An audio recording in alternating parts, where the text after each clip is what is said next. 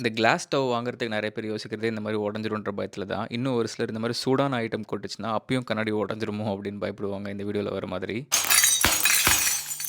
But class stove மேல actually இந்த மாரி சூடா ஏதாச்சும் கொட்டுச்சு அப்டின்னா, வெடிக்கலாம் செய்யாதுங்க. ஆனா சூடா இருக்க கிளாஸ் மேல ஐஸ் தண்ணிய ஊத்துனீங்கன்னா, இம்மீடியட்டா வெடிச்சிரும். இதுக்கு பேர் தான் தெர்மல் ஷாக்ன்னு சொல்லுவாங்க. இத மெட்டல் வித்ஸ்டாண்ட் பண்ணிடும். ஆனா கிளாஸ் வித்ஸ்டாண்ட் பண்ணாது. ஸோ நெக்ஸ்ட் டைம் இந்த மாரி சூடா ஏதாச்சும் கொட்டுது கிளாஸ் ஸ்டவ் மேல அப்டின்னா, தயவு செஞ்சு இம்மீடியட்டா கோல்ட் வாட்டர் ஊத்தி கழுவிறாதீங்க. இம்மீடியட்டா இந்த மாரி கிளாஸ் வெடிச்சிரும். ஸோ நிஜமாவே கிளாஸ் ஸ்டவ்ல சூடான லிக்விட் ஊத்துது இந்த மாரி அப்டின்னா, ஒரு ட்ரையான கிளாத்த வச்சு தயவு செஞ்சு தொடைங்க. உங்க கிளாத் ரொம்ப சில்லுன்னு இருந்தா கூட வெடிக்கிறதுக்கு வாய்ப்பு இருக்கு. ஸோ ட்ரையான கிளாத் மட்டும் யூஸ் பண்ணி இந்த மாரி கிளீனா தொடச்சிட்டு, கிளாஸ்ல ஹீட் கம்மியானதுக்கப்புறம் நீங்க அதுக்கப்புறம் தண்ணி ஊத்தி தொடச்சுக்கலாம். ஸோ சூடான லிக்விட் ஊத்துனாலே கண்ணாடி உடைஞ்சிரும். தயவு செஞ்சு பயப்படாதீங்க.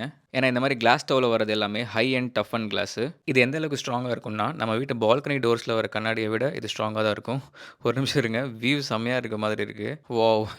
2 நிமிஷம் லேட்டா வந்தா இந்த வியூ மிஸ் பண்ணியிருப்பேன். ஓகே. செம்ம. So coming back to the topic. இந்த கிளாஸ் எல்லாமே நல்லா ஸ்ட்ராங்கா மேனுஃபேக்சர் பண்ணியிருப்பாங்க. அது போக, பின்னாடி இந்த மாரி ஹீட் ஈவனா டிஸ்ட்ரிபியூட் ஆகுறதுக்கு தெர்மல் இன்சுலேஷனும் குடுத்திருப்பாங்க. ஸோ சூடான லிக்விட் கொட்டுறனால தான் கண்ணாடி அவ்வளோ சீக்கிரம் உடைஞ்சிராது. அண்ட் கண்ணாடியுமே 6 திக்னஸ் குடுத்திருப்பாங்க. ஆக்சிடென்டலா இந்த மாரி விழுந்தா கூட உடையாது. அதுக்குன்னு டெஸ்ட் பண்றேன்னு பர்னர தூக்கி வாண்டடா போட்டீங்கன்னா, கண்டிப்பா உடைஞ்சிரும். அண்ட் கிளாஸ் ஸ்டவ் வாங்கலாமா வேணாமான்னு பயப்படுறவங்களுக்கு இந்த வீடியோவ ஷேர் பண்ணுங்க. அண்ட் வீடியோல நீங்க பார்த்த முக்காவாசி ஷாட்ஸு ஏஐ தான்.